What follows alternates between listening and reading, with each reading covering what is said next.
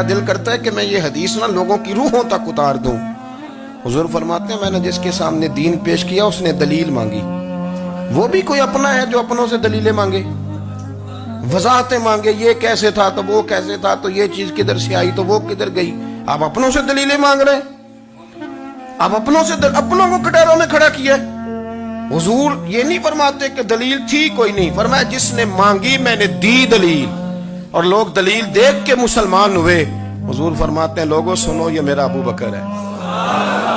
میں نے اسے کہا کلمہ پڑھ لے، اس نے دلیل ہی کوئی نہیں مانگی، فوراً ہی کلمہ پڑھ کے مسلمان۔ یہ احساس ہے، یہاں تو تھک گئے لوگ اپنوں کو دلیلیں دیتے، وہ جی ویسے کیسے تھا تو ایک بندہ یہ کہہ رہا تھا تو دوسرا، کہنے دے جو دنیا کہتی ہے، تو اپنی بات کر، تو بتا تو کیا کہتا ہے، اپنی رائے بیان کر، تیرا نظریہ کیا ہے، تیرا ذوق کیا ہے، تو چھوڑ لوگ کیا کہتے ہیں، اپنی بات کر۔ اگر ابو بکر صدیق لوگوں کے کہنوں پہ چلتے تو مکہ تو سارا کچھ اور کہہ رہا تھا، اس وقت تو کچھ تھا ہی نہیں جو کہتا کہ نہیں تو ٹھیک چل رہا ہے، دنیا ساری کچھ اور کہہ رہی تھی، لیکن صدیق اکبر کہہ رہے تھے نہیں، سچ وہ ہے جو مدینے والے رسول فرماتے ہیں، سچ وہ ہے جو میرے آقا نے فرمایا ہے۔ زندگی میں انہوں نے بتایا لوگوں کو کہ دین کا مزہ لینا ہے تو پھر ذرا غلامی کر کے آتا ہے، پھر ذرا پورا پیار کر کے آتا ہے، پھر پوری محبت دے کے پھر غلامی کا مزہ۔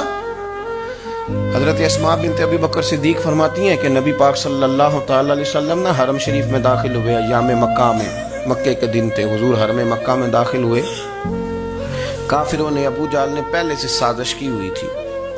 جیسے ہی حضور اندر داخل ہوئے تو شور کرنے لگا، کہنے لگا یہ تمہارے بتوں کو برا کہتے ہیں اور تمہیں شرم نہیں آتی، یہ تمہارے معبودوں کو گالی دیتے ہیں، معاذ اللہ یہ برا کہتے ہیں، میں خیال نہیں آتا۔ لوگوں کو اشتعال دینے لگا،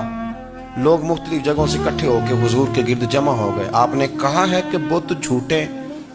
حضور فرمانے لگے کہا ہے۔ آپ نے کہا ہے کہ یہ کچھ نہیں کر سکتے، فرمایا کہا ہے۔ آپ نے کہا ہے یہ کوئی نفع نقصان نہیں دیتے، حضور فرمانے لگے کہا ہے۔ رسول کائنات صلی اللہ علیہ وسلم سے جو سوال پوچھا حضور نے بیان کیا،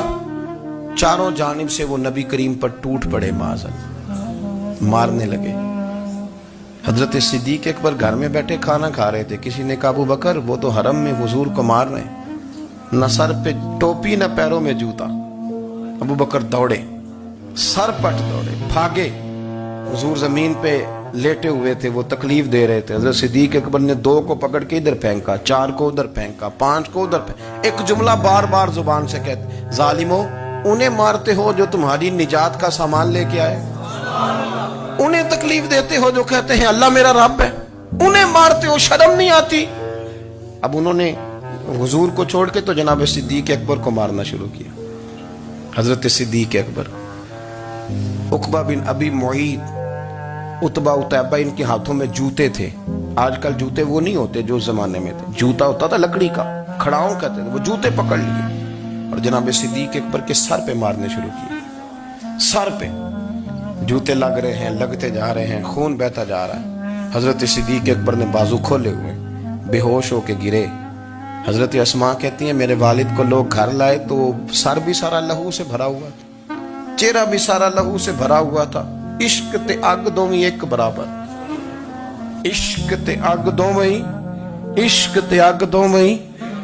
ایک برابر، پر عشق دا سیک ودھیرا، اگ تے ساڑے ککھ تے کانے، عشق ساڑے تن میرا،